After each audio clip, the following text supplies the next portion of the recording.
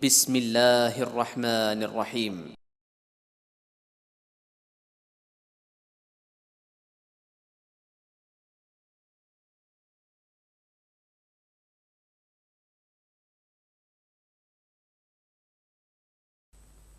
রাতের কোলে ঘুমিয়ে পড়ে পূর্ণিমারি চাঁদ, তোমার নামে তসবিহ জপে পুণ্যবতী রাত। রাতের কোলে ঘুমিয়ে পড়ে পূর্ণিমারি চাঁদ, তোমার নামে তসবিহ জপে পুণ্যবতী রাত।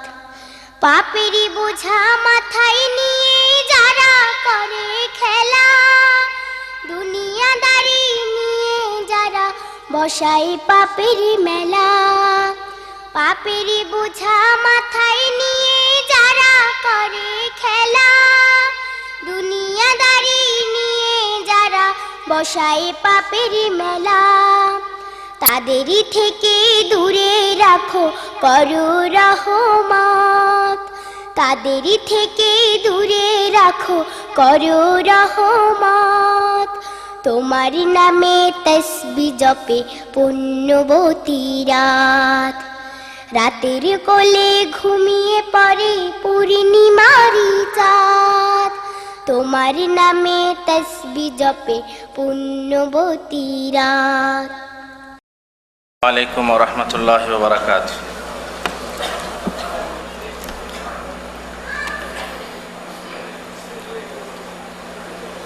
আলহামদুলিল্লাহ নাহমাদুহু ওয়া নাস্তাঈনুহু ওয়া নাস্তাগফিরুহ ওয়া নাউযু বিল্লাহি মিন শুরুরি আনফুসিনা ওয়া মিন সাইয়্যাতি আ'মালিনা। মান ইয়াহদিহিল্লাহু মুদিল্লা লাহু ওয়া মান ইউদ্লিল ফালা হাদিয়া লাহু। واشهد ان لا اله الا الله وحده لا شريك له واشهد ان محمدا عبده ورسوله. اما بعد فان خير الحديث كتاب الله وخير الهدي هدي محمد صلى الله عليه وسلم وشر الامور محدثاتها وكل محدثة بدعة وكل بدعة ضلالة وكل ضلالة في النار. أعوذ بالله من الشيطان الرجيم. ثم جعلناك على شريعة من الأمر فاتبعها ولا تتبع أهواء الذين لا يعلمون إنهم لن يغنوا عنك من الله شيئا وإن الظالمين بعضهم أولياء بعض والله ولي المتقين. গগনে ভুবনে যাবতীয় প্রশংসা ও গুণগান আল্লাহর জন্য, যিনি রব্বুল আলামিন, ইলাহুল আলামিন, যিনি আমাদেরকে সৃষ্টি করেছেন সৃষ্টির সেরা জীব রূপে, সামাজিক জীব রূপে। আমরা এমন মানুষ যারা সমাজবদ্ধভাবে চলাফেরা করি, সমাজ ছাড়া আমাদের জীবন অচল। আমরা একা একা কিছুই নই, অসম্পূর্ণ। একে অপরকে নিয়ে আমরা সম্পূর্ণ, পরিপূর্ণ। দুনিয়াতে আল্লাহ নারী পুরুষ সৃষ্টি করেছেন। নারী পুরুষ ছাড়া এবং পুরুষ নারী ছাড়া অসম্পূর্ণ, অচল। সাইকেল চালাতে হলে দু চাকা সাইকেলই চলমান এবং ভালোভাবে চলমান। হয়তো অনেকে বলবেন হুজুর এক চাকা সাইকেলও চলে, সার্কাসে দেখেছি এক চাকা সাইকেল চলে, কিন্তু সে চলা সচলতার সাথে সচল না। দু চাকা সাইকেল যেমন চলে সেরকম এক চাকা সাইকেল চলে না। দু চাকা সাইকেল চালাতে হলে নারী আর পুরুষ এক একটা চাকা, পুরুষ যেমন একটা চাকা, নারী একটা চাকা। আল্লাহ তাআলা এমনভাবে সৃষ্টি করেছেন, নেগেটিভ পজিটিভ রূপে আমাদেরকে জোড়া জোড়া সৃষ্টি করেছেন। আমাদের জীবনের সব থেকে গুরুত্বপূর্ণ যে দিক, সে দিক হলো যৌবনকাল। সাংসারিক জীবনে, সমাজ জীবনে আমাদের একটা গুরুত্বপূর্ণ সময় হলো, কাল হলো দাম্পত্য জীবন, বৈবাহিক জীবন, যৌন জীবন। এই জীবনে সবাইকেই আসতে হয়। এই জীবনে না এলে মানুষ সম্পূর্ণ হয় না। এই জীবনের একটা দিক নিয়ে আপনাদের কাছে দুটো কথা আলোচনা করব। মনে বড় আবেগ আছে, আবেগ আছে বলেই আল্লাহর রহমতে আপনাদেরকে বিবাহ দাম্পত্য বই উপহার দিয়েছি। সেই সঙ্গে আদর্শ পরিবার ও পরিবেশ আপনাদের হাতে এসেছে। পণ সমাধি নামে এক উপন্যাসও লেখা হয়েছে, কোনো সময় আপনাদের হাতে আসবে। এসব মনের আবেগের কথা সমাজে চলার কালে, সমাজে যখন আপনি আল্লাহ আল্লাহ রসুলকে মেনে চলতে চাইবেন, তখন দেখবেন আপনি একা, আপনার সঙ্গে কেউ নেই। ফিরে তাকান পেছন দিকে, আপনার পিছনে কেউ আসেনি, সামনে অগ্রসর হচ্ছেন আল্লাহ আল্লাহ রসুলের দিকে। হয়তো অনেকে নারায়ে তাকবীর দিয়ে পিছনে হাঁটতে শুরু করেছিল, কিছু দূর গিয়ে দেখবেন একা, আপনি একা। মনের আবেগ নিয়ে দুটো কথা বলবো, আশা করি শুনবেন, আশা করি মানবেন। আল্লাহ তাআলা আমাকে বলার তৌফিক দেন এবং আপনাদেরকে মানার তৌফিক দেন, আল্লাহুম্মা আমিন। আপনারা আজকের এই মসজিদে অনেকেই বাদব যাত্রী এসেছেন, কিন্তু কোনোদিন বরযাত্রী গেছেন? বরযাত্রী গেছেন? নিশ্চয়ই যাবেন। বল হুজুর বিয়ে করেছি আর না করেছি, বরযাত্রী গেছি। তো আপনি বরযাত্রী না বলে বরযাত্রী কেন বলছেন? বরযাত্রী এই জন্য বলছি, এই যাত্রীর স্বভাব চরিত্র এমন যে বাড়ি থেকে বের হওয়া থেকে শুরু করে যখন গাড়িতে ওঠাবার জন্যে লোকদের খোসামদি করতে হয়, পায়ে তেল দিতে হয়, বল চাচা আসেনি কেন? না, ও চাচা তো ভাইকে দাওয়াত করা হয়নি, তা আসেনি। ও খালাই তো ভাই আসেনি কেন? না, দুদিন আগে বলা হয়নি তাই যাবে না বরযাত্রী। মাশাআল্লাহ, অভিমান। ওর বড় জামাই যাবে না কেন? ওর প্যান্ট শার্টের ছিট দেওয়া হয়নি, প্যান্ট শার্ট দেওয়া হয়নি, যাবে না, ইত্যাদি ইত্যাদি। এক এক অভিমান নিয়ে বরযাত্রী তৈরি হওয়ার সময়েও এইরকম অভিমান পেশ করে থাকে।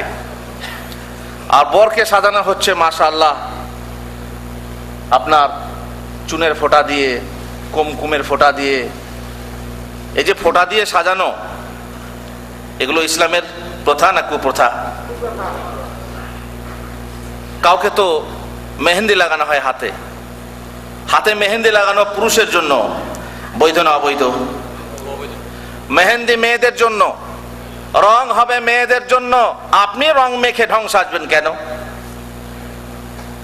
তারপরে সোনার হার পরিয়ে দেওয়া হচ্ছে বরকে, বরকে সোনার হার পরিয়ে দেওয়া হচ্ছে। সোনার হার পরা জায়েজ না না জায়েজ? কাস্টম থেকে বাঁচার জন্য গলায় পড়ে যাওয়া, অনেকে কাস্টমকে ফাঁকি দেওয়ার জন্য কি করে, বলে হুজুর শুধু এয়ারপোর্টটা পড়ি আর কি, অসুবিধা নেই, খুঁজেই খুলে দেবো। চলবে না? চলবে না? না, ব্যবহার তো হারাম। আল্লাহ রসুল সাল্লাল্লাহু আলাইহি ওয়াসাল্লাম পুরুষের জন্য স্বর্ণ ব্যবহার করা হারাম করেছেন। আপনি সাময়িক কেন করবেন? অনেক বলে হুজুর এই 4 আনার মতো পরা যাবে, বিপদে আপদে বাইরে গেলে হুজুররা বলছেন 4 আনার মতো পরা যাবে। কে বললো আপনাকে 4 আনার মতো পরা যাবে? বিপদে আপদে যদি আপনার ওই সোনার দরকার হয়, তো আঙ্গুলে না পড়ে আপনার ব্যাগের ভিতরে রাখতে পারেন, তো আপনার পকেটেও রাখতে পারেন, তো পড়ার কি দরকার আছে? ব্যবহার করা পুরুষের জন্য সোনা কি হারাম। সাজানো হলো, বরযাত্রী গাড়ি চললো। অনেক এলাকাতে আছে গাড়িতে যখনই বসবে তখন মা 1 গ্লাস দুধ নিয়ে এসে বরকে খাওয়াবে। এই সময়ে খাস পান। কোন কোন এলাকায় আছে মা 1 বদনা পানি নিয়ে আসবে, ছেলের পা টেকে নিয়ে পায়ে তেল বুলিয়ে পানি ঢেলে পা ধুয়ে দেবে। মা জিজ্ঞেস করবে বাবা কোথায় যাচ্ছ? ছেলে বলবে মা তোমার জন্য দাসী আনতে যাচ্ছি। কোথায় যাচ্ছে? কোথায়? ছেলে বিয়ে করতে যাচ্ছে, কিন্তু বলে কি মা তোমার জন্য দাসী আনতে যাচ্ছি। ছেলে উঠলো গাড়িতে, পালকিতে, যাই হোক, গ্রাম ঢোকার আগে বরযাত্রী সাথে আছে, গ্রাম ঢুকবো, সেই সময় গ্রামের মুরব্বী বলছে, এই ওদের পক্ষ থেকে দাওয়াত দিতে আসেনি, গ্রাম ঢুকবি কি করে? দাওয়াত দিতে আসেনি।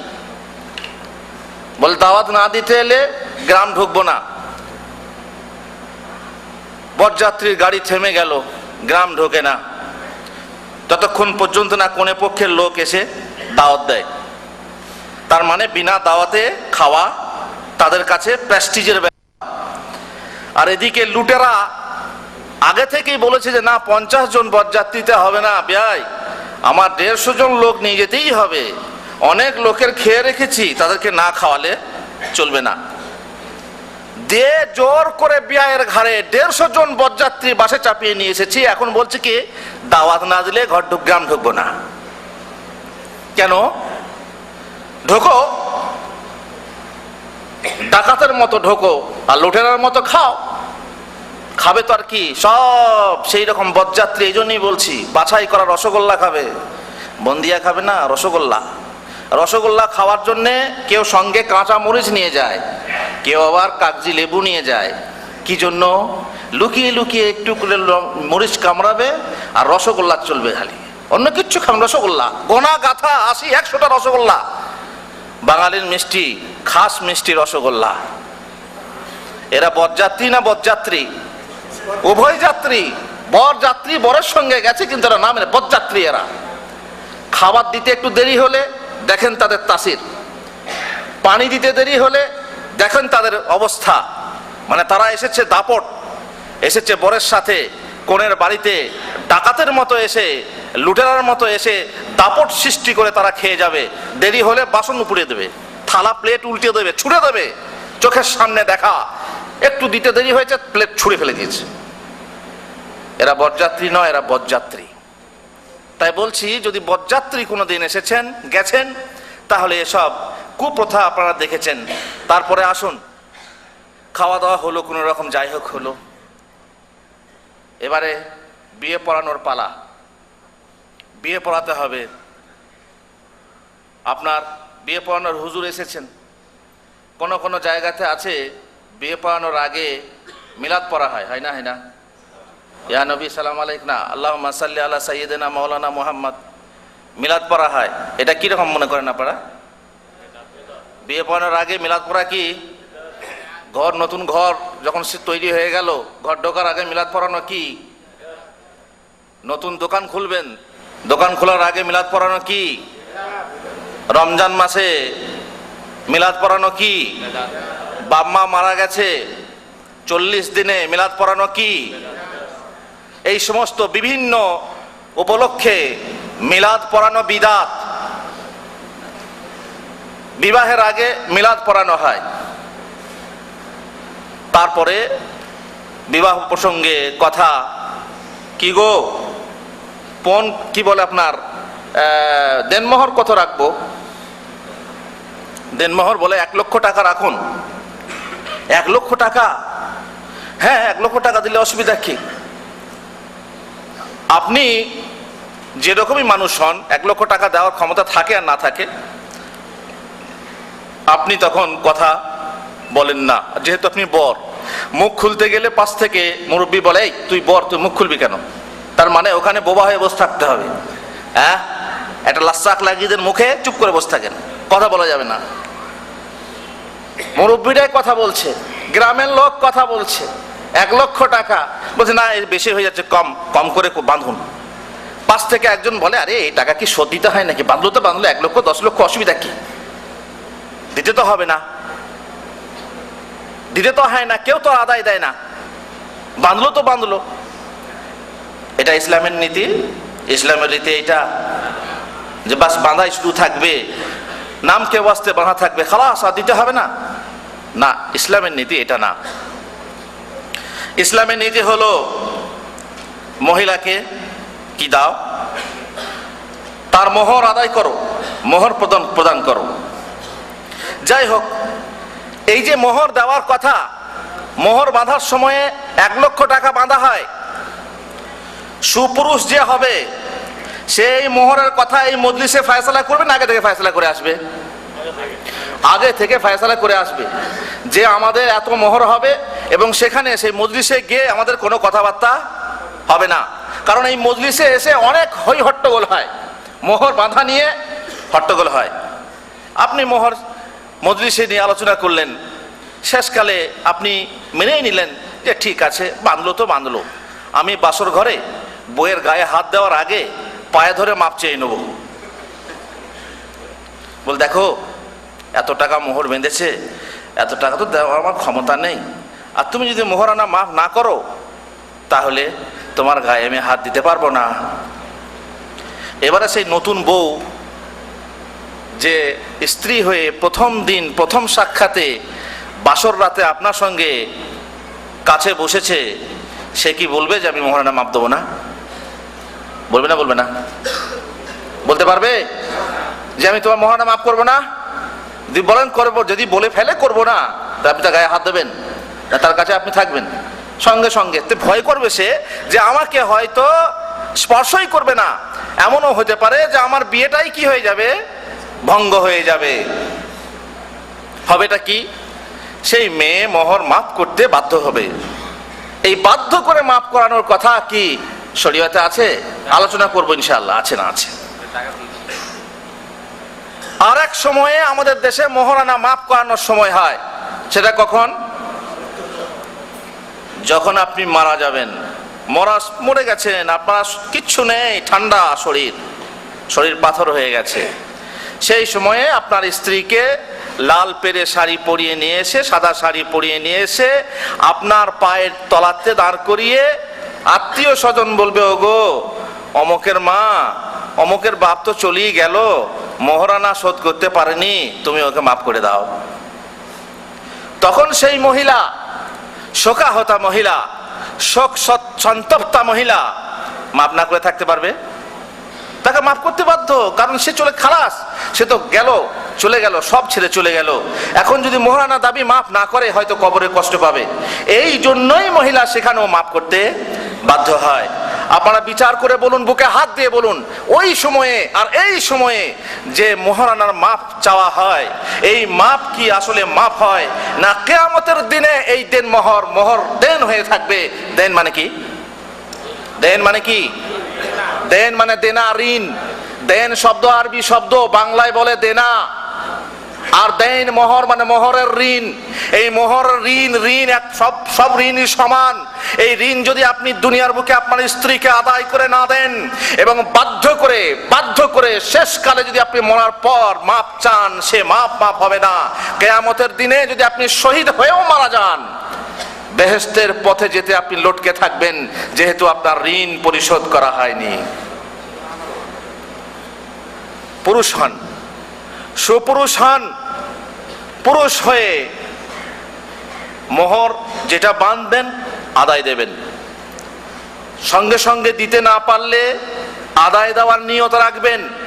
খবরদার কাপুরুষের মতো একজন নিরীহ নারীর কাছে মাপ চাইবেন না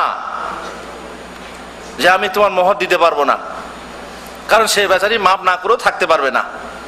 যদি বাই চান্স এমন অবস্থা হলো যে বাঁধার পরে আপনার নিয়ত আছে যে আপনি আদায় করবেন, কিন্তু ব্যবসায় মার খেলেন, জমি জায়গায় মার খেলেন, মার খাওয়ার পর এমন টাকা নেই যে আপনি আপনার স্ত্রীকে এ মোহর পরিশোধ করতে পারবেন না, তখন সংসার জীবনে আলোচনা করতে করতে কথা প্রসঙ্গে যদি আপনি বলেন তোমার মোহরানার টাকাও বাকি আছে, কি করে যে সুদি, ইনশাআল্লাহ আমি চেষ্টা করছি শোধ করে দেবো। মহিলা যদি পরিস্থিতি বুঝে স্বামীকে বলে যে তোমাকে এ নিয়ে চিন্তা করতে হবে না, আমি তো তোমার দাবি করছি না, আমার ঋণ আছে, এই ঋণ আমি তোমাকে মাফ করে দিলাম, এইভাবে যদি সমিলে মাফ করে দেয় তাহলে মাফ হবে, নচেত মাফ হবে না। মাফ হবে না এটা আপনারা জানেন। যতই আপনি আপনার স্ত্রীর কাছে ক্ষমা চান, হয়তো সে বলবে মাফ করে দিলাম, দিয়ে একবার তালাক দিয়ে দেখেন তো, যখন তালাক দেবেন তখন দেখবেন সেই মাপ তখন আবার বাপ হয়ে উঠবে, তাই না? একবারে সঙ্গে সঙ্গে কোর্টে গিয়ে দাবি পেশ করে দেবে যে আমার 1 লক্ষ টাকা মোহর আছে, আমার শোধ করেনি। বুঝতে পেরেছেন? অতএব সাবধান। যে ভাইরা এখনো বিয়ে করেননি, অথবা যে ভাইরা আর একবার বিয়ে করার নিয়ত করছেন, নাকি কেউ নেই বিয়ে করা দ্বিতীয়বার বিয়ে করতে ভয় করেন না। মুহাম্মদ রাসূলুল্লাহ সাল্লাল্লাহু আলাইহি ওয়াসাল্লাম বলছেন, আমার উম্মতের মধ্যে শ্রেষ্ঠ সেই ব্যক্তি যার বউ বেশি আছে। এটা আমি বানিয়ে বলছি না, আল্লাহ রসুল বলছেন যার বউ বেশি সে ভালো লোক। তবে এগুলো ভাবিদেরকে বলবেন না, না মুশকিল হয়ে যাবে। মোহর বাঁধবেন, যেটা আপনি দিতে পারবেন সেইটুকু বাঁধবেন, নগদ টাকা দিয়ে বাঁধবেন, নগদ টাকা মোহর দিয়ে বাঁধবেন। এরকম করেন না যে 1000 টাকা, কি বলে 10,000 টাকা মোহর, 9,999 টাকা বাকি আর 1 টাকা নগদ। শুনেছেন না শুনেন? এরকম হয়েছে কেন? না, 1 পয়সা দিতে পারবে না। মুরব্বীরা পাশ থেকে বলে কি, বাবা আরে কিছু তো দিতে হয়, তো 1 টাকাও দাও। লজ্জার কথা 1টি টাকা বের করে দেয়, দিয়ে 10,000-এর মধ্যে 1 টাকা নগদ আর 9,999 টাকা বাকি, শাদী কবুল। আল্লাহুল মুস্তান। সমাজের অবস্থা এমন, এমন নিকৃষ্ট সমাজ, দুর্নীতিতে ভরে গেছে সব। এমনকি আমার স্ত্রীর সঙ্গেও দুর্নীতি আমি শুরু করেছি, শ্বশুর শাশুড়ির সঙ্গেও দুর্নীতি করে পয়সা খাওয়ার চক্কর আমি শুরু করেছি। এখানেও দুর্নীতি, টাকা দিতে রাজি না, কিন্তু আসল কথা ফাঁকা যায়নি, আসল কথা হয়ে গেছে পণ কত নেব, যৌতুক কত নেব। আর আবেগের সাথে আমি এই কথাই বলবো আজ, পণের কথা, যৌতুকের কথা, যে পণ আর যৌতুক নিয়ে আমাদের যুবক ভাইরা বিবাহ শাদী করে থাকে। আসল টাকা যেটা দিতে হবে সেটা ফাঁকি, কিন্তু যেটা নিতে হয় না, যেটা হারাম, সেটা দুর্নীতি করে তার স্ত্রীর কাছ থেকে, স্ত্রী বাপ মায়ের কাছ থেকে আদায় করে থাকে। হায় রে হতভাগা কাপুরুষ, যে পুরুষ নিজে কামাতে জানে, নিজের পায়ে দাঁড়াতে জানে, নিজের পায়ে চলতে জানে, সেই পুরুষ একজন নিরীহ নারীকে কিভাবে ফাঁদে ফাঁসিয়ে তার মা বাপের কাছ থেকে টাকা আদায় করে, যৌতুক আদায় করে, ফ্রিজ আদায় করে, গাড়ি আদায় করে, বিভিন্ন জিনিস সামানপত্র আদায় করে। দুঃখের কথা, এ দুঃখ রাখবো কোথায়? এখন আমি আপনাদেরকে মহান আল্লাহ নির্দেশ কি এ ব্যাপারে সেই কথা বলে যাব।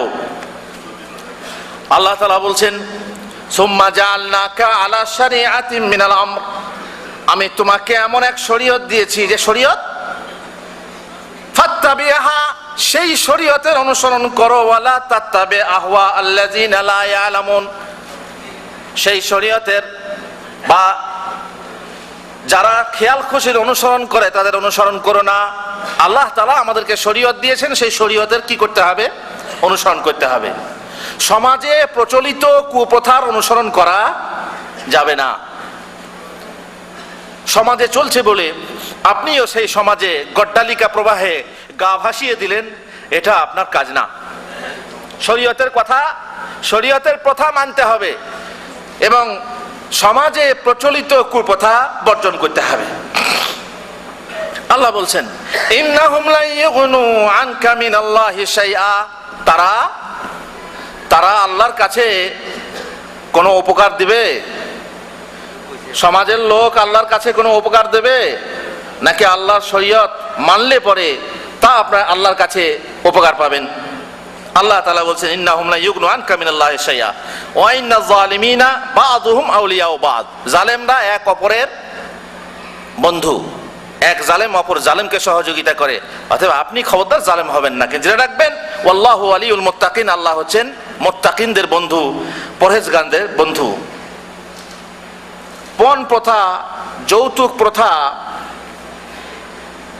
এটা হচ্ছে শরীয়ত বিরোধী। কেন না? শরীয়ত বলছে যে তুমি মহিলাকে কিছু দিয়ে তোমার বউ করে নিয়ে এসো।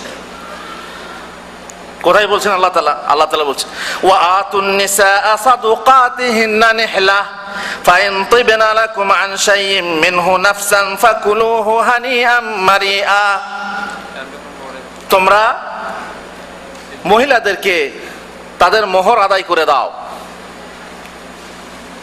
খুশি মনে তাদের মোহর কি করে দাও? আদায় করে দাও। ফাইন তিবনা লাকুম আন শাইইন মিনহু, এবার যদি সংসার করতে করতে তোমাদের স্ত্রী বা তোমার স্ত্রী স্বেচ্ছায় খুশি মনে কিছু মাফ করে দেয়, ফাকুলুহু হানিয়াম মারিয়া, তাহলে তোমাদের জন্য তা খাওয়া হালাল। আল্লাহ তাআলা আরেক জায়গায় বলছেন ওয়া উহিল্লা লাকুম মা ওয়ারাআ যালিকুম আন তাবতাগু বিআমওয়ালিকুম। আল্লাহ তাআলা কোন কোন নারী বিবাহ করা হারাম এই কথা বলতে বলতে বলতে এক জায়গায় বলছেন এই ছাড়া অন্যান্য নারীকে বিবাহ করতে পারো। আন তাবতাগু বিআমওয়ালিকুম, তোমাদের মাল দিয়ে তাদেরকে গ্রহণ করবে। মাল দিয়ে না মাল নিয়ে? যদি বলে আল্লাহ তাআলা বলছেন মাল দিয়ে গ্রহণ করো, আর আপনি বলছেন না হুজুর আমি মাল নিয়ে গ্রহণ করব, তাহলে শরীয়তের উল্টো হলো না? আল্লাহ বলছেন মাল দিয়ে গ্রহণ করো কারণ তুমি পুরুষ, আর মহিলাকে বলা হলো তুমি মাল গ্রহণ করো করে তুমি তোমার জীবন যৌবন একজন পুরুষকে সমর্পণ করো কারণ তুমি নারী। আর আপনি বলছেন না হুজুর আমি মাল নেব কারণ আমি নারী। এটা কি উল্টো কথা হলো না? আল্লাহ বলছেন দাও, আপনি বলছেন নাও, শরীয়তের বিরোধিতা হলো না? অবশ্যই প্রকাশ্যভাবে শরীয়তের বিরোধিতা। আল্লাহ তাআলা আরেক জায়গায় বলছেন ফাআতুহুন্না উজুরাহুন্না ফারিদাহ, ফাআতুহুন্না উজুরাহুন্না ফারিদাহ, তোমরা তাদেরকে তাদের মোহর দিয়ে দাও, ফরজ। মোহর আদায় করা কি ফরজ, মোহর আদায় করা ফরজ। আল্লাহ তাআলা আরেক জায়গায় বলছেন ফানকিহুহুন্না বিইজনি আহলিহিন্না ওয়া আতুহুন্না উজুরাহুন্না বিল মারুফ, তাদের অভিভাবকদের অনুমতিক্রমে তোমরা বিবাহ করো। একটা কথা খেয়াল করেন, যে ভাইরা প্রেম করেছেন, প্রেম করেছেন না করেননি? বল হুজুর প্রেম তো সবাই করে, তবে বৈধ আর অবৈধ এ সম্পর্কেও আমার যুব সমস্যা তার শরীর সমাধান ভালো করে পড়বেন। প্রেম যারা করেছেন, এক বৈধ প্রেম আর এক অবৈধ প্রেম। বিয়ের আগে বৈধ প্রেম হলো যতক্ষণ হৃদয়ের ভিতরে থাকে, যখনই হৃদয় থেকে বের হয়ে যায় তখন কি হয়ে যায়? অবৈধ। বিয়ের পরে স্ত্রীর সঙ্গে যত পারেন প্রেম করেন। ছি ছি ছি, স্ত্রীর সঙ্গে প্রেম হয় হুজুর? এটা তো ঘরের বউ, প্রেম হবে বাইরের মেয়ের সাথে। এই জন্য এখান থেকে মোবাইল, মাশাআল্লাহ আমাদের আল্লাহর ফজল, এই মোবাইলের ফজলে মসজিদের ভিতরেও গান বাজনা শোনা যায়, তাই না? আলহামদুলিল্লাহ। মসজিদের ভিতরে আগে বাজনা মসজিদের পাশ দিয়ে পার হলে চামড়া খুলে দিতাম।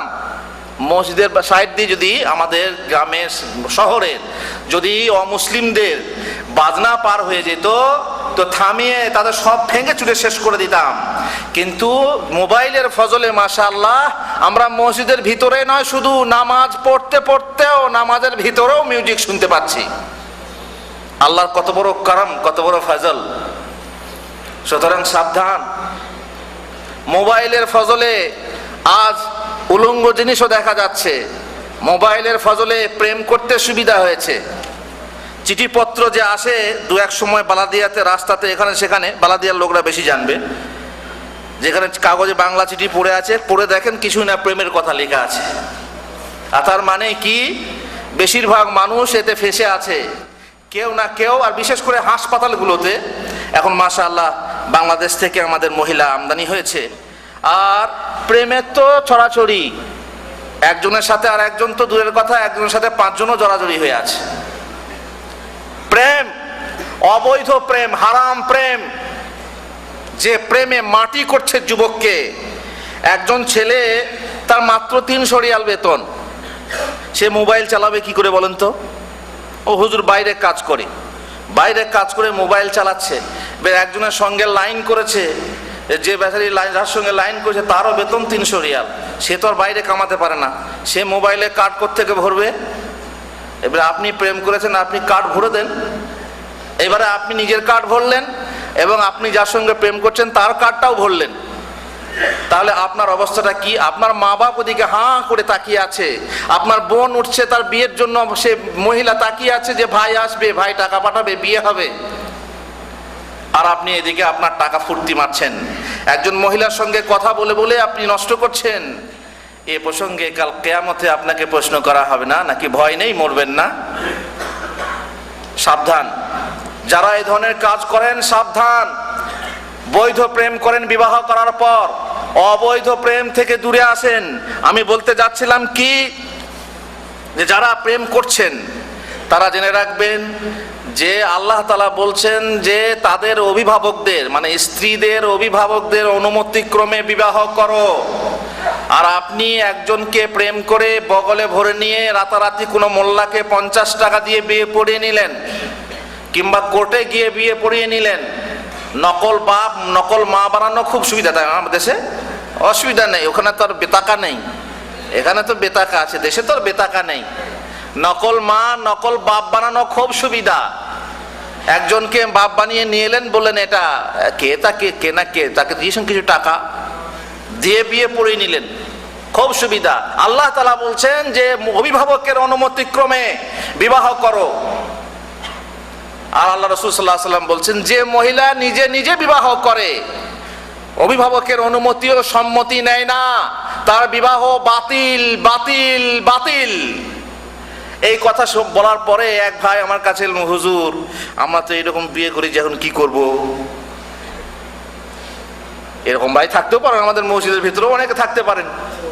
হ্যাঁ, কোর্টে বিয়ে করেছেন, মা বাপ রাজি নেই, বিয়ে দেবে না, আর প্রেম কিয়া তো ডার না কিয়া বলে দুজনে বেরিয়ে গিয়ে কোর্টে বিয়ে করে নিলেন।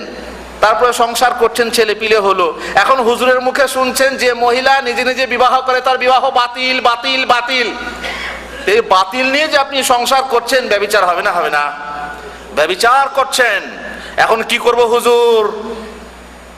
কি করবেন? আবার বিয়ে করেন গা? বলো হুজুর দ্বিতীয়বার কি বিয়ে করে লোকে কি বলবে? লোকে যদি ভয় হয় তো আমার কাছে নিয়ে আসেন, মা বাপকে নিয়ে আসেন। কি বলে, মা বাপের মায়ের তো দরকার নেই, বাপ অনুমতি, এখন তো বাপ রাজি হয়ে গেছে, রাজি হতে বাধ্য, কি করবে আর, উপায় নেই। বাধ্য যখন হয়ে গেছে, রাজি হয়ে গেছে, তখন তার অনুমতি এবং সম্মতি ক্রমে আর একবার নতুন মোহর দিয়ে বিবাহ পড়িয়ে নেন। আর তাছাড়া তো কিছু উপায় নেই। ছেলে পিলে যা হয়েছে আল্লাহর ওয়াস্তে, এখন কি করা যাবে, হয়েই গেছে, সে আপনারই ছেলে।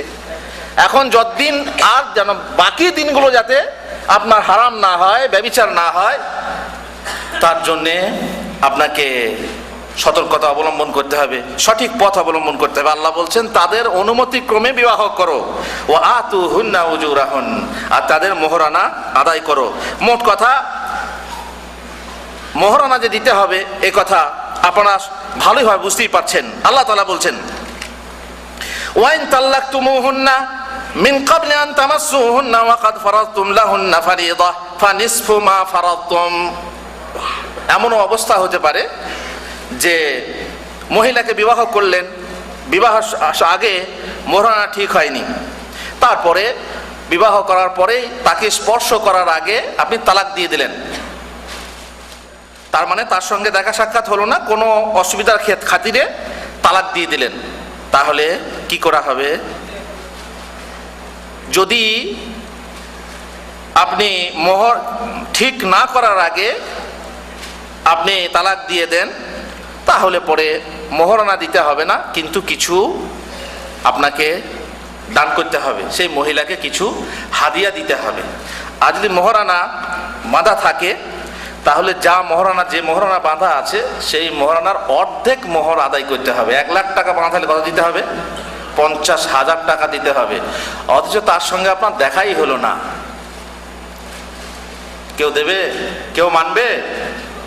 এক মহিলাকে বিবাহ করলেন, অনেক ভাই টেলিফোনে বিবাহ করতে অভ্যস্ত হয়েছেন, অনেকে টেলিফোনে বিবাহ হচ্ছে, কিন্তু জেনে রাখবেন এখানকার ফতোয়া মতে টেলিফোনে বিয়ে জায়েজ না। এখন বাংলাদেশের ফতোয়া মতে টেলিফোনে বিবাহ করছেন, হঠাৎ করে শুনলেন যে মহিলাকে আপনি বিবাহ করেছেন তার সঙ্গে নাকি অন্যজনের সঙ্গে কানেকশন শুরু হয়ে গেছে, দিয়ে এখন থেকে আপনি এখান থেকে তালাক দিয়ে দিলেন। মোহর বেঁধে আপনি বিয়ে করেছেন 1 লক্ষ টাকা, এখন আপনি বললেন যাক বাবা বাঁচলাম, দূরে এখন সৌদি আরবে আছি, তালাক দিয়ে দিলাম, বেঁচে গেলেন আপনি। মোহরানা 1 লক্ষ টাকা বাঁধা হয়েছে, আপনাকে 50,000 টাকা দিতে হবে। এটা কার আইন? আল্লাহর আইন। এই আইনের বিরোধিতা করা যাবে না। তার মানে মোহরানা দেওয়ার গুরুত্ব কতটুক আল্লাহ তাআলা কোরআন থেকে আমি আপনাদেরকে বোঝাতে চাচ্ছি। আল্লাহ তাআলা আরেক জায়গায় বলছেন, ওয়াইন আরাদতুম ইস্তিবদালা যাওজিন মাকানা যাওজিন ওয়া আতাইতুম ইহদাহুন্না কিনতারান ফালা তাখুযু মিনহু শাইআ।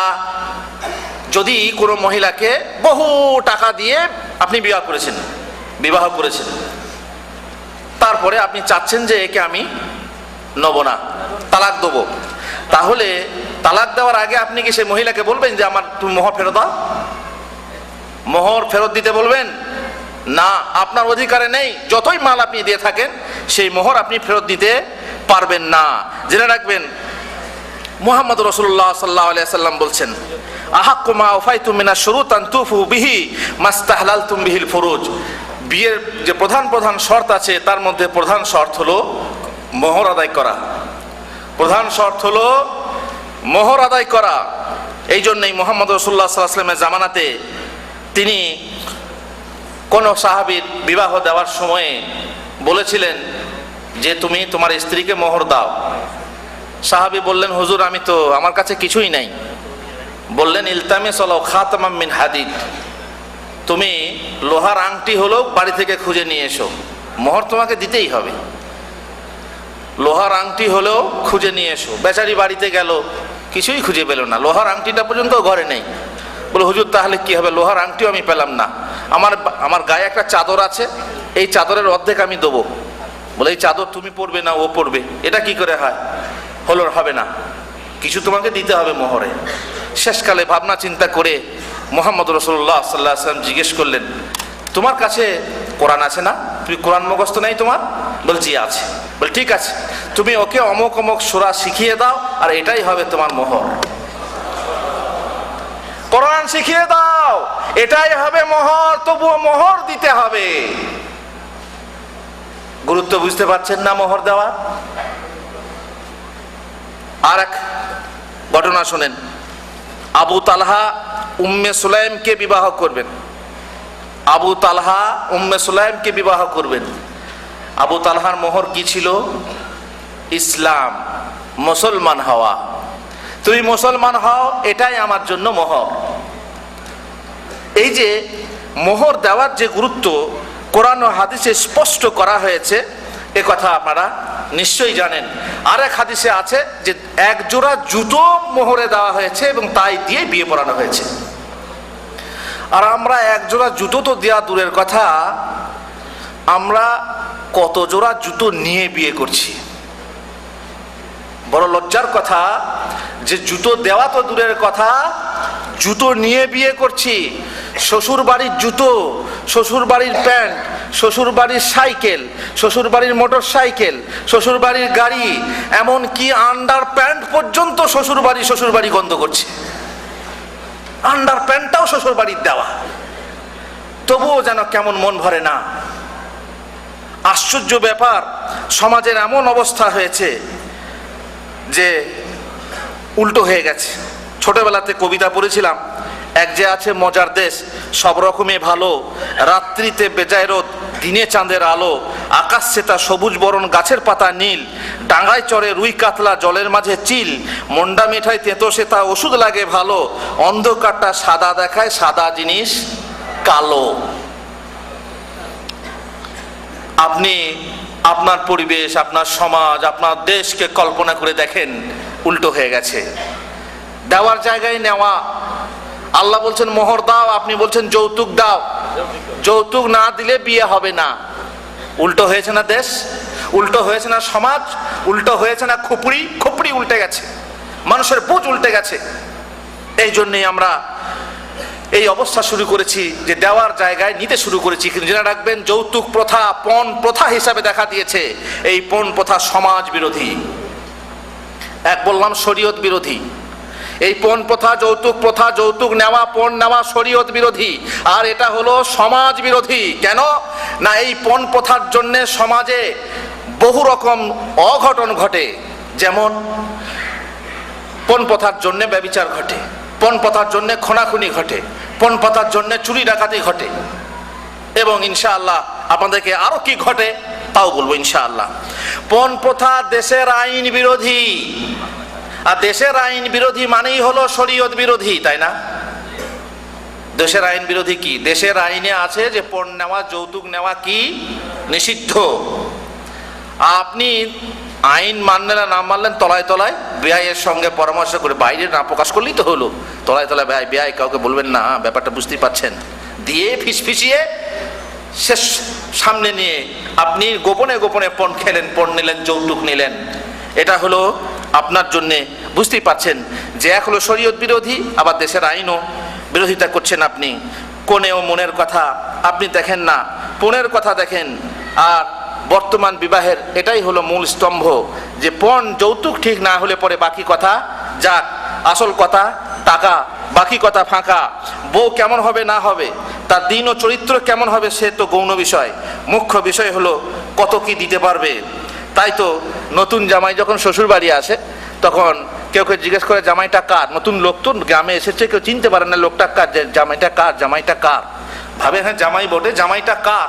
তখন কেউ কেউ ঠাট্টা করে বলে জামাই টাকার। মানে যেমন প্রশ্ন তেমনি উত্তর। ওই যে সীতার অপর নাম জানকী, জানকী জানকী জানকী উত্তর, জানকী প্রশ্ন। তেমনি যখন প্রশ্ন করে জামাই টাকার, তখন উত্তরে ঠাট্টা করে বলে জামাই টাকা। তার মানে জামাই টাকা দিয়ে জামাই হয়েছে, এর পণ নিয়েছে প্রায় 2 লক্ষ টাকা পণ নিয়েছে, তারপরে বিয়ে হয়েছে। এই জন্য টাকা জামাই, টাকার জামাই। বুঝতেই পারছেন অবস্থা কতটুকু সঙ্গীন হয়েছে। পণ এক আশ্চর্য জাদু। পণের সোনার কাঠি, যৌতুকের রূপার কাঠি দ্বারা মেয়ে শ্বশুর বাড়িতে ইচ্ছা সুখ পেতে পারে। পণ জাহান্নামকে জান্নাত আর জান্নাতকে জাহান্নাম বানাতে পারে। পণ নারীর অবমাননা, নারীর মর্যাদায় কুঠারাঘাত, তার অধিকার হরণ, এই সব কথাগুলো বিবাহ দাম্পত্যে আছে। পণ যুবজীবনের অভিশাপ, অশান্তির বিষাক্ত দাবানল। পণ স্ত্রীর নিকট ব্যক্তিত্ব বিক্রয়ের মূল্য। পণ ইসলামী বিধানের নির্লজ্জ বৃদ্ধাচরণ, যৌতুক প্রথা, অর্থ লোলুপতা, শোষণ পীড়ন। পণ উপকারীর উপকার বিস্মিতকারী। পণ এক প্রকার ঘুষ। পণ এক প্রকার ঘুষ। ঘুষ কার তরফ থেকে হয়? কনে পক্ষের তরফ থেকে। কনে পক্ষ ভাবে যে ওই বাড়িতে ঢোকার আমার ক্ষমতা নেই, কিছু ঘুষ ফুস দিই তাহলে ঢুকে যাব, দিয়ে নিজের তরফ থেকে বেশি টাকা দিয়ে ওই বাড়িতে ঢুকবো, অমুক জামাই পাবো, চাকরিওয়ালা জামাই নেবো, এই ঘুষ দিতে শুরু করে। আর ঘুষ নেওয়ালাকে, ন্যায়কে দাতা হলো মেয়ের বাবা, আর ঘুষ গ্রহীতা হলো কে? ছেলের বাবা বা ছেলে। ঘুষ গ্রহণ করে, অথচ ঘুষ হালাল না হারাম? ঘুষ খাওয়া হারাম। ঘুষ আমরা শুধুমাত্র রাজনৈতিক জীবনেই জানি, অমুক অফিসে ঘুষ দেন, পাসপোর্ট অফিসে ঘুষ দেন, ভিসা এমবেসি অফিসে ঘুষ দেন, ইলেকট্রিক অফিসে ঘুষ দেন, অমুক অফিসে ঘুষ, নানা অফিসে ঘুষ আর ঘুষ। আর আপনি আপনার নিজের অফিসেও ঘুষ ঢুকিয়ে রেখেছেন, খেয়াল করেন না? এটাও এক প্রকার ঘুষ। এই ঘুষ খেতে আল্লাহ তাআলা নিষেধ করেছেন, ওয়ালা তাকুলু আমওয়ালাকুম বাইনাকুম বিল বাতিল। বাতিল উপায়ে, অসৎ উপায়ে নিজেদের মাল তোমরা ভক্ষণ করো না, খবরদার না। ওয়া তুদলু বিহা ইলাল হুক্কামি লিতাকুলু ফারিকাম মিন আমওয়ালিন নাস। আল্লাহ তাআলা এক জায়গায় বলছেন, ওয়ালা তাকুলু আমওয়ালাকুম বাইনাকুম বিল বাতিল ওয়া তুদলু বিহা ইলাল হুক্কাম লিতাকুলু ফারিকাম মিন আমওয়ালিন নাস বিল ইসমি ওয়া আনতুম তা'লামুন। খবরদার, অসৎ উপায়ে ব্যবসা বাণিজ্য ছাড়া, সৎ উপায়ে ব্যবসা বাণিজ্য ছাড়া অসৎ উপায়ে তোমরা এক অপরের মাল ভক্ষণ করো না। আজ আমরা দেশে হইচই করছি, অমুক এত কোটি টাকা কোত্থেকে পেলো, অমুক এত কোটি টাকা কোত্থেকে পেলো। আর আপনি কটা ছেলের বিয়ে দিয়েছেন, কত কোটি টাকা জমা করলেন? এই হুজুর কত কোটি টাকা না, 1000 টাকা তো বটে। এ টাকা যে আপনি ঘুষ নিচ্ছেন, এ টাকা যে আপনি দুর্নীতি করে নিচ্ছেন, এটা আপনি খেয়াল করেন না? এটা আপনার হুঁশ হয় না ঘুষ নিতে? সুতরাং পণ বা যৌতুক এক প্রকার ঘুষ। যে ঘুষ নিয়ে আপনি একজন মহিলাকে আপনার বাড়িতে ঢোকান, এই ঘুষ সম্পর্কে কাল কিয়ামতের দিনে আপনাকে জিজ্ঞাসা করা হবে। কিয়ামতের দিনে 5টা বিষয়ে প্রশ্ন, এবং সেই প্রশ্নের উত্তর না দিয়ে আপনার পা পর্যন্ত হিলবে না। প্রথম হলো কি?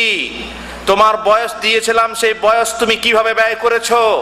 দ্বিতীয় হলো তোমার যে মেন জিনিস ছিল যৌবনকাল, সেই যৌবনকাল তুমি কিভাবে কোন উপায়ে ব্যয় করেছিলে।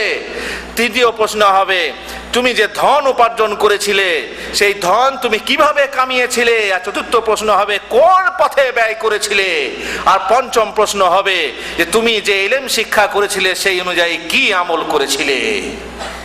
আজ আপনারা শিক্ষা করে যাচ্ছেন, এই অনুযায়ী আপনারা কি আমল করবেন এইটা দেখার বিষয়।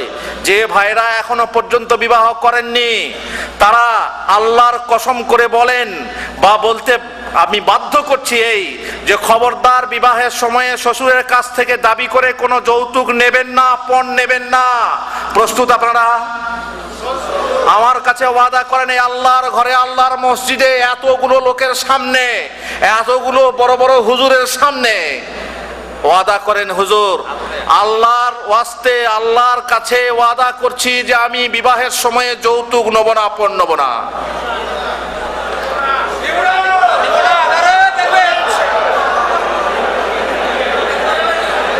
দুই গোলমাল করবেন না। যদি এই ওয়াদা করলেন যৌতুক নেবেন না, দ্বিতীয় ওয়াদা করেন যে আপনি আপনার মেয়ের আপনার বোনের বিয়ে দেওয়ার সময়ে পণ দেবেন না, যৌতুক দেবেন না। আর যদি এই ওয়াদা এই প্রতিজ্ঞা না করতে পারেন, দিতে হবে মনে করলে আপনাকে দিতে হবে, কিন্তু আগে থেকে যদি মনে প্রস্তুতি থাকে দেবো না, তো ইনশাআল্লাহ আপনার মেয়ের বিয়ে বিনা পণে হবে। প্রতিজ্ঞা হলো। আর এক প্রতিজ্ঞা, আর এক ওয়াদা, যা শিখছেন তা আমল করতে হবে। আর এক ওয়াদা কি?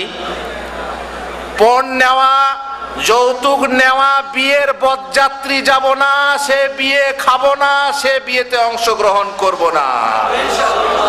এটা কঠিন হুজুর, এটা সহজ না, এটা হাত বেশি উঠবে না, তাই না? মুশকিল। আমি পণ না নিলে আমার ভাই নেবে, আমার চাচাতো ভাই নেবে, তাহলে হুজুর বিয়ে না খেলে তো গ্রামের লোকেরা এক ঘরে করে দেবে আমাকে, উপায় নেই। পণ নেওয়া বিয়ে আপনাকে খেতেই হবে। বিয়েতে বরযাত্রী যদি নাও যায় তো অন্ততপক্ষে তার দাওয়াত খেতে যেতেই হবে। পণ, যে ব্যক্তি, যে বরের বাবা পণের টাকা নিয়ে এসে ফোটানি করে, লাইটিং করে, সিডি ভিডিও নিয়ে আসে, বাস বড় বড় মানে হাইফাই কি বলে আপনার লাক্সারি বাস ভাড়া করেছে, বরযাত্রী যাবে, ওর বাপের টাকা?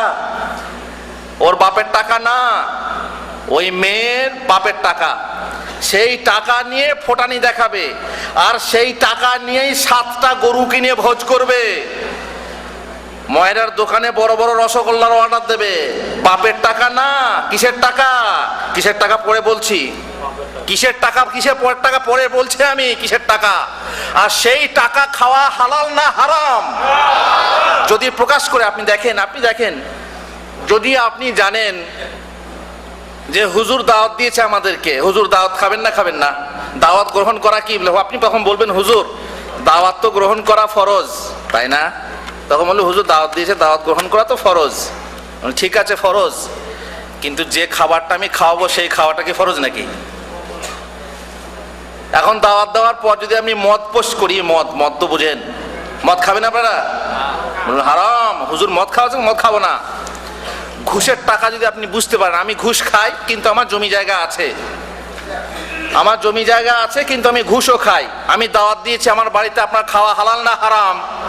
আমি কিন্তু ঘুষ খাই কিন্তু আমার জমি জায়গা আছে, তার মানে আমার যে টাকা পয়সা আমি যে দাওয়াত করে আপনাদেরকে খাওয়াচ্ছি এটা ঘুষের টাকা হতেও পারে, নাও হতে পারে, আপনি জানেন না। আপনার জন্য সেই দাওয়াত গ্রহণ করে দাওয়াত খাওয়া জায়েজ। কিন্তু যদি মনে করেন যে আমি সরাসরি অমুক জায়গা থেকে এতগুলো টাকা ঘুষ নিয়ে সেই টাকা আমি আপনাদেরকে খাওয়াচ্ছি, তাহলে সেই ঘুষের টাকার দাওয়াত আপনার জন্য খাওয়া জায়েজ না না জায়েজ? আল্লাহ তাআলা বলছেন ওয়া তাআওয়ানু আলাল বিররি ওয়াত তাকওয়া ওয়া লা তাআওয়ানু আলাল ইসমি ওয়াল উদওয়ান। সৎ কাজে সহযোগিতা করো পরস্পরের, কিন্তু অসৎ কাজে, খারাপ কাজে পরস্পরের সহযোগিতা করো না। 3টে ওয়াদা মনে থাকবে, 3টে প্রতিজ্ঞা মনে থাকবে। পণ নেব না, পণ দেব না, পণ নেওয়ার বিয়ে খাবো না, বরযাত্রী যাব না। বল হুজুর এই সব কথা তো বললেন, আপনাকে তো একটা ওয়াদা করা দরকার। কি? বলে আপনি ওয়াদা করেন যে পণ নেওয়া বিয়ে পড়াবো না। আমি ওয়াদা করলাম যে পণ নেওয়ার বিয়ে পড়াবো না, কিন্তু বাকি হুজুরদের ব্যাপার আমি বলতে পারবো না। তার কারণ বিয়ে পড়াবার লোক আছে, 100 টাকার জায়গায় 50 টাকা দিয়ে বিয়ে পড়াবার লোক আছে। এমনিতেই তখন আবার ফতোয়াবাজি হয়, হুজুর আপনি টাকা চেয়ে নিচ্ছেন, 50 টাকা দেবেন বিয়ে পড়ানোর জন্য। হুজুর যদি বলেন আপনি বিয়েটা পড়ালাম, এত বড় একটা বড় কাজ, আপনি 50 টাকা দিচ্ছেন, 100 টাকা দেন। আরে আপনি টাকা চেয়ে নিচ্ছেন, হ্যাঁ আপনি বিয়ে পড়ানোর টাকা আবার কি আল্লাহর কালাম নিয়ে টাকা নিতে হয় নাকি? মাশাআল্লাহ, তখন ফতোয়াবাজি। আর ওদিকে তলায় তলায় 1 লাখ টাকা নিয়ে বসে আছে, তখন ফতোয়া শোনা হয় না।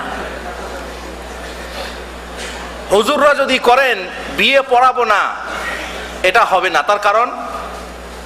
তার কারণ হলো এই যে হুজুররা বিয়ে না পড়ালে কাঠমোল্লারা পড়াবে, কিংবা তার থেকেও কাঠমোল্লারা না পড়ালেও পাথর মোল্লারাও পড়াবে।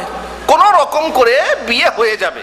আর না হলে শেষকালে কোর্ট তো আছেই, আর সেখানে কোন মোল্লা বসে আছে আপনারা জানেন। কোর্টে গিয়ে বের করে নেবে, অসুবিধা কি? তাতে অসুবিধাটা আরো বাড়বে, তাই না? অসুবিধা আরো বাড়বে। সুতরাং ওয়াদা যেটা করব, যদি সত্যপক্ষে সবাই ঠিকমতো ওয়াদা করি, এবং যারা হুজুর সমাজ যদি ঠিকমতো ওয়াদা করে চলতে পারেন, তাহলে সত্যপক্ষে এই পণ প্রথা, যৌতুক প্রথা উঠে যাবে। কিন্তু ঢিলেমি থাকে, যে হুজুর গ্রামের ইমাম যিনি বিবাহ পড়ান, সেই হুজুরের কথা মতো গ্রামের লোক চলে, না গ্রামের লোকের কথা মতো হুজুর চলেন? কে কার কথায় চলেন? তাহলে হুজুর যদি গ্রামের লোকের কথা মতো চলেন, এবং গ্রামের লোকের কথা মতো না চললে পালি বন্ধ হয়ে যাবে, খাওয়া বন্ধ হয়ে যাবে, চাঁদা বন্ধ হয়ে যাবে। তো সেই হুজুরের কাছ থেকে আপনি কি করে ওয়াদা নেবেন যে হুজুর পণ নেওয়া বিয়ে পড়াবেন না? যে বেচারি বিয়ে পড়ালে পরে 50-100 টাকা পায়, তার কাছ থেকে এরকম আশা আপনি করতে পারেন না। এই আশা আপনার নিজের উপরে করুন, নিজের ছেলেদের উপরে করান, যে খবরদার পণ নেবো না, পণ দেবো না, পণ নেওয়া বিয়েতে যাবো না, খাবো না।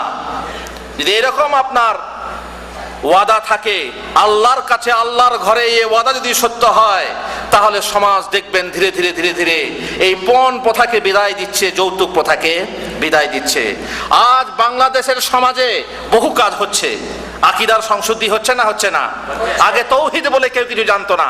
এই দেশে এসে যে ভাইরা দেশে এসেছেন, 300 রিয়াল বেতন হলেও তারা বড় ভাগ্যবান। 300 রিয়াল বেতন হলেও তারা বড় ভাগ্যবান। কেন? তাদের চরিত্রের সাথে আকীদার সংশুদ্ধি হচ্ছে। তৌহিদ কি, শিরিক কি জানতে পাচ্ছেন, বিদআত কি জানতে পাচ্ছেন, দ্বীনকে সঠিক রূপে জানতে পাচ্ছেন। এটা কম বড় কথা না। দিন দুনিয়ার ফায়দা, দিনে দুনিয়ার ফায়দা, আখিরাতেও ফায়দা। 300 রিয়াল বেতন হোক, আমার টাকা কম হোক, কিন্তু আমি দিনকে জানতে পারছি, এই ধরনের ইসলামিক সেন্টারে এসে বসে দুটো কথা শুনতে পাচ্ছি, তার জন্য আমার বড় সৌভাগ্য। আর এই সৌভাগ্যের জন্য কাল কিয়ামতের দিনে দুনিয়ার বুকে খুশি হন চাই না হন, কাল কিয়ামতের দিনে ইনশাআল্লাহ খুশি হবেন। ওয়াদা মনে রাখবেন, খবরদার ওয়াদা ভুলবেন না। পণ প্রথা এত একটা খারাপ জিনিস। পণ আপনারা জেনে রাখবেন, ঘরে শোবার খাট রূপে, আলমারি রূপে, টিভি ফ্রিজ রূপে, গাড়ি বা জমি পুকুর রূপে পণ নেওয়া হয়, ভিসা রূপে পণ নেওয়া হয়। আপনি আপনার বোনের বিয়ে দেবেন, একজনের সঙ্গে কথা বলছেন, আপনি ভিসা দিয়ে দেবে সৌদি আরবে। কোন রকম করে এখন তো ভিসা মাশাআল্লাহ 10,000, 12,000, 11,000 টাকা বিক্রি। 11,000 টাকা না, রিয়াল বিক্রি হচ্ছে। এত টাকা খরচ করে আপনি দিচ্ছেন কেন? পণ স্বরূপ দিচ্ছেন, যৌতুক স্বরূপ দিচ্ছেন আপনি সেই ভিসা।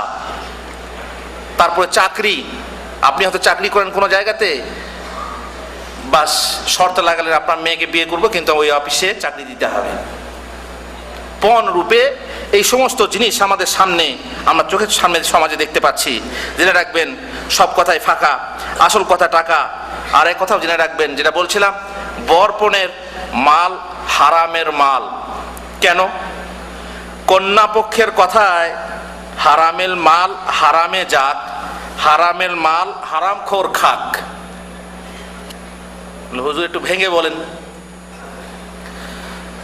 আপনার যখন আপনি সমাজে দেখছেন পণ দিতেই হবে, আর পরপর মেয়ে হয়েই যাচ্ছে, মেয়ের বিয়ের সময় যদি পণ লাগে তাহলে কত টাকার দরকার অঙ্ক কষেন।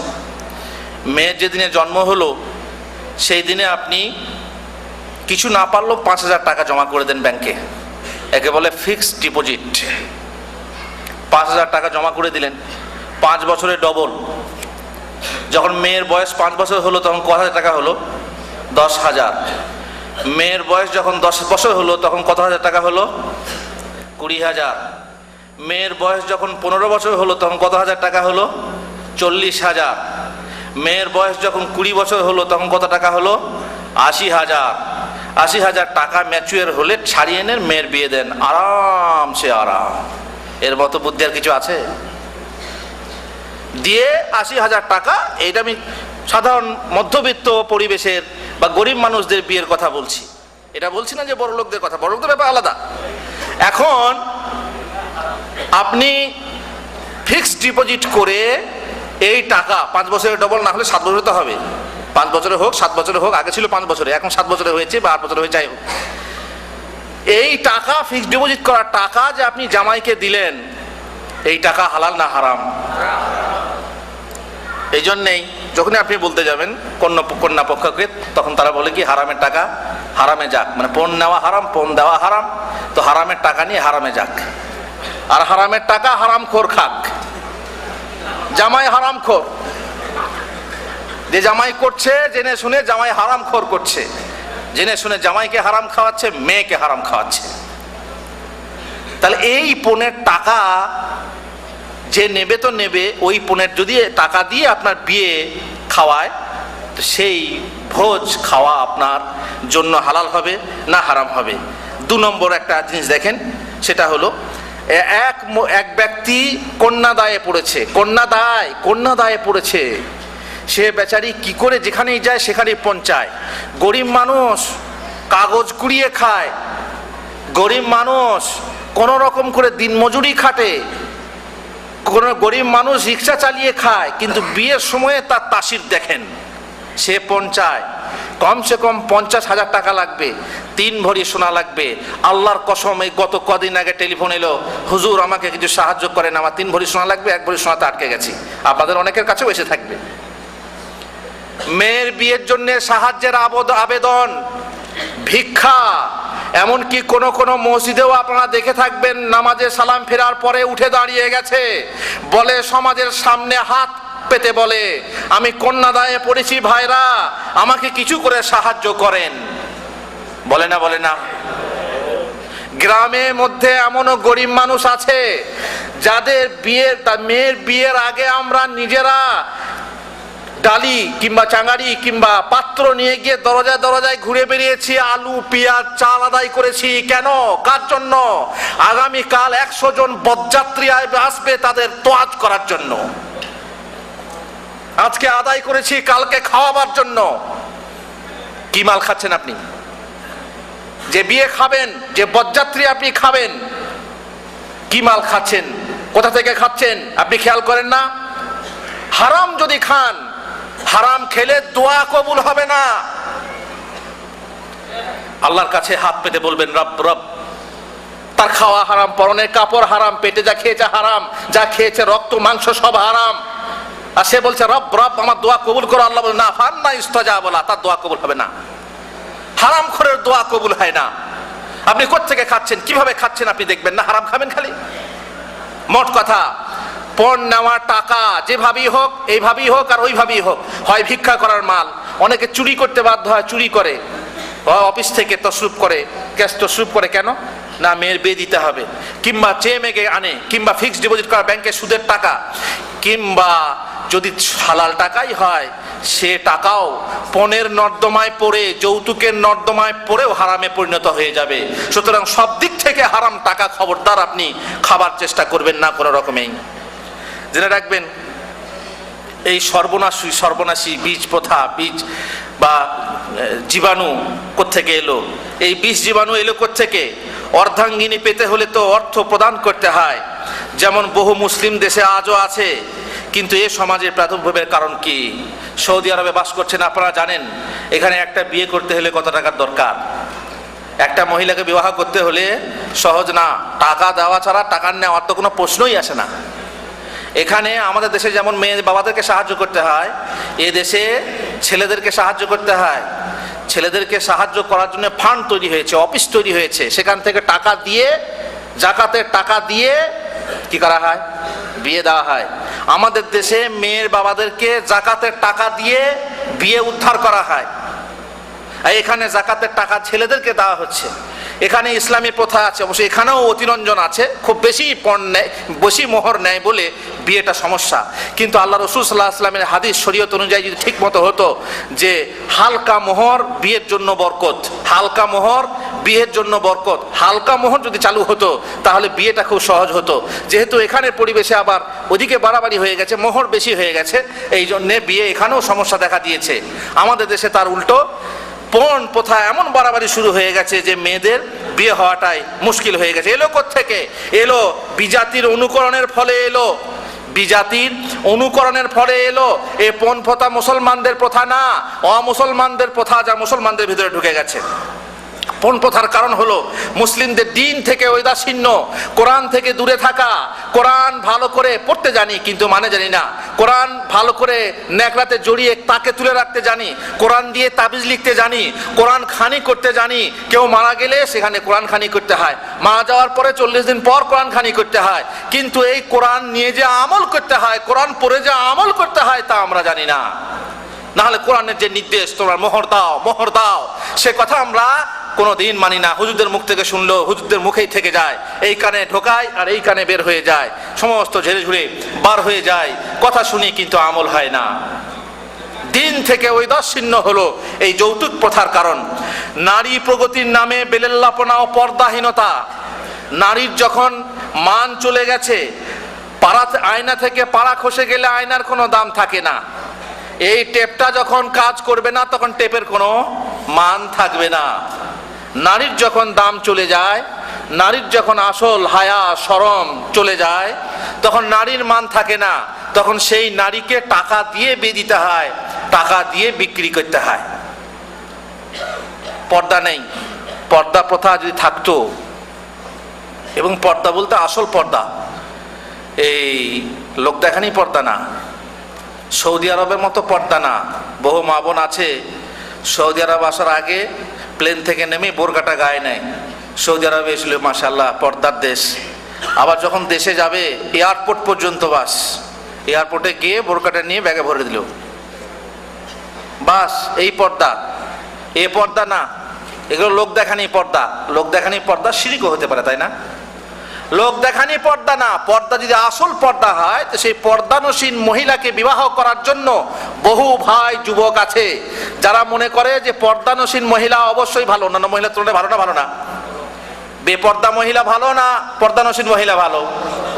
পর্দানসীন মহিলা ভালো।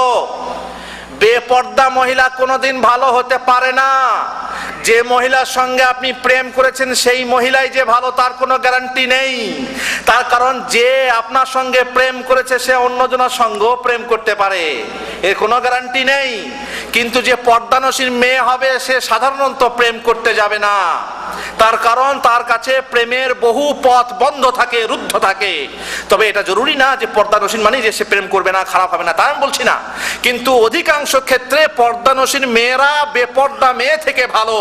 আর যে মেয়ে ভালো সেই মেয়েকে বিয়ে করার ভালো পুরুষ নিশ্চয়ই ভালো খুঁজবে, তাকে বিয়ে করার জন্য প্রস্তুত হবে। এছাড়া খারাপ মেয়ে, ও তো কানা বেগুনের ডোগলা খদ্দেরও আছে, কানা বেগুনের ডোগলা খদ্দেরও আছে। ব্যভিচারিণী মেয়ে ব্যভিচার বিয়ে করে, আযানিয়াতু লা ইয়ানকিহুহা ইল্লা যানিন আও মুশরিক, আছেই। লিকুল্লি সাকিতাতিন লাকিতা, আছেই। কিন্তু কথা হলো কি, ভালো মেয়ে যদি হয়, পর্দানসীন মেয়ে যদি হয়, তো সেই মেয়েকে বিয়ে করতে অনেক ভাই প্রস্তুত হবেন এবং বিনা পণ চাইবেন না, বরং মোহর দিয়ে বিয়ে করবেন। মহিলার মান চলে গেছে, কদর কমে গেছে। আর এই জন্যেই আপনার পণ প্রথা, পণ দিতে হচ্ছে, টাকা পয়সা খরচ করে বিয়ে দিতে হচ্ছে। ছেলা কলা, কলা যখন ছেলা হয়ে যায় কলার দাম থাকে না। কলা যত কাঁচা থাকবে, মজবুত থাকবে, তত ভালো। চাল ছেলা ভালো থাকবে, সেই কলা দাম দিয়ে লোকে কিনে নিয়ে যাবে। কলাটাকে ছিলে যদি বিক্রি করেন, তারপরে মাছি এসে বসবে, ভনভনে মাছি, টনটনে মাছি যখন এসে বসবে, সেই কলা কেউ নিতে চাইবে, কিনতে চাইবে না। মহিলাকে যখন পর্দা থেকে বের করে দেবেন, তখন সেই মহিলা সহজে কেউ গ্রহণ করতে চাইবে না। একটা গাড়ি বিক্রি করব, তো গাড়িটার বিক্রি হয় না, অনেক পার্টস খারাপ আছে হুজুর, গাড়িটা বিক্রি হচ্ছে না। শেষকালে টায়ারগুলো দেখছি নষ্ট হয়ে গেছে, পাংচার হয়ে গেছে। এবার চাইছি না যে টাকা খরচ করব, তবুও এই গাড়িটাকে তাসলিহাতে গিয়ে বিক্রি করবো। তাসলিহাতে বোঝেন, তাসলিহাতে গিয়ে বিক্রি করব, তার জন্যে টাকা খরচ করতে হবে। একটা উইন্স ডেকে নিয়ে এসে তাকে তুলে নিয়ে গিয়ে ওই তাসলিহাতে ফেলতে হবে। তার মানে সেই গাড়িটাকে বিক্রি করার জন্য আমাকে টাকা খরচ করতে হবে। কেন? গাড়িটা অচল। মহিলা যখন অচল হয়ে যায়, তখন সেই মহিলাকে বিক্রি করার জন্য, বিবাহ দেওয়ার জন্য কি করতে হয়? টাকা খরচ করতে হয়। আসলে বুঝতেই পাচ্ছেন, দাগি মাল যখন হয় তখন পয়সা দিলেও চলে যায়, সে কোনো রকম করে পয়সা দিয়ে বিদায় করা হয়। ধরা পড়ে থাকলেও পয়সার গঙ্গা জলে শুদ্ধ হয়ে যায়। যখন শুনবে যে মেয়েটা অমুকের সঙ্গে ধরা পড়েছিল, তবুও 5 লাখ টাকা পাওয়া যাবে, তাহলে মাফি মুশকিল, যখন হয়েছে হয়েছে, এখন বিয়ে করে নেয়। টাকার লোভে খারাপ মেয়ে বিয়ে করে আনে। কিন্তু মেয়ে যদি ভালো হয়, সেই মেয়ে যদি দিনদার হয়, পর্দানুসীন হয়, পহেজগার হয়, সেই মেয়েকে বিয়ে করার জন্য, বিনা পণে বিয়ে করার জন্য ইনশাআল্লাহ বহু যুবক ভাই আছেন। নারী প্রগতির নামে বেলেল্লাপনা দূর হয়, তাহলে পণ প্রথা দূর হবে। পাতৃপক্ষের উচ্চ আশা, ঘুষ, হাদিয়া, বকশিস, পারিতোষিক নিয়ে বড় ঘরে ঢোকার আশা, উচ্চ শিক্ষিত সরকারি চাকরিজীবী পাত্রের জন্য কন্যাসহ লাখ টাকার নিলাম ডাকা। আগে থেকেই নিলাম ডেকে দিল, আমার মেয়ে আছে, আমি টাকা দিতে পারবো, যে আমার একটা পাত্র খুঁজে দাও, চাকরিওয়ালা হতে হবে, আমি 1 লাখ টাকা দেবো। আগে থেকেই ঘোষণা। এই ঘোষণার জন্যে আপনার অনেক লোক তখন মাছের টোপ দিলেই মাছ তখন চারিপাশে আসতে থাকে। ভাই ঘোষণা যখন দিয়েছে, তখন হবে এটা কার দোষ? মেয়ে পক্ষের দোষ। এটা কিন্তু ছেলের পক্ষের দোষ না, মেয়ে পক্ষের দোষ নেই। আগে থেকেই মেয়ে বিয়ে দেওয়ার জন্য তারা কি করে? নিলাম ডেকে দেয়, ঘোষণা ডেকে দেয় যে আমি মেয়ের জন্য এত টাকা দেবো। স্বাভাবিক, এইভাবেই পণ প্রথা বেড়ে যাচ্ছে।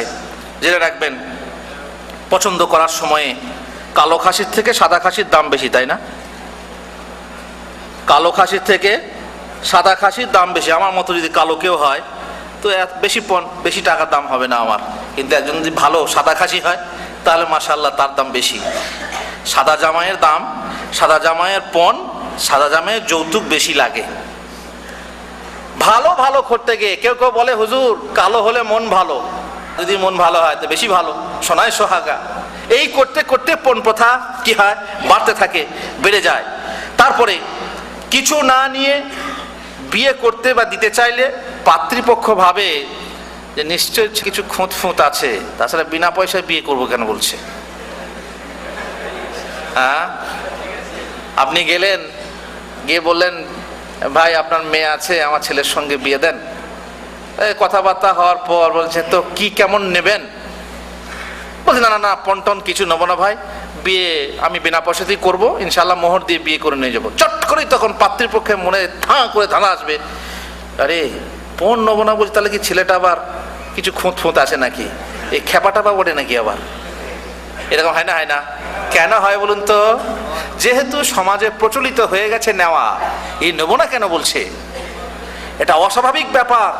নেবো না কেন বলছে, নিশ্চয়ই ছেলের কোনো খুঁত আছে। তখন আমার ছেলে, যখন আমি সমাজে এরকম অবস্থা দেখছি, তখন আমার ছেলে খুঁত থাকলেও আমি তখন কি করব? টাকা চাইবো না? চাইবো না? বাস, পণ প্রথা এইভাবেও বেড়ে যাচ্ছে। তারপরে পণ না নিয়ে থাকলে সামান্য কলহ দ্বন্দ্বের ফলে পাত্রীপক্ষ সন্ধির বদলে সহজে তালাক চায়। পণ না নিয়ে বিয়ে করেছেন, এবারে বউ নিয়েই হোক কিংবা বউয়ের বাড়ি নিয়েই হোক, শ্বশুর নিয়েই হোক, যা নিয়েই হোক, ঝামেলা হলো।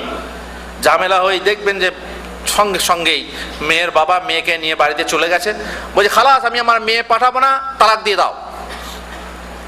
এত তাড়াতাড়ি তালাক চাই কেন?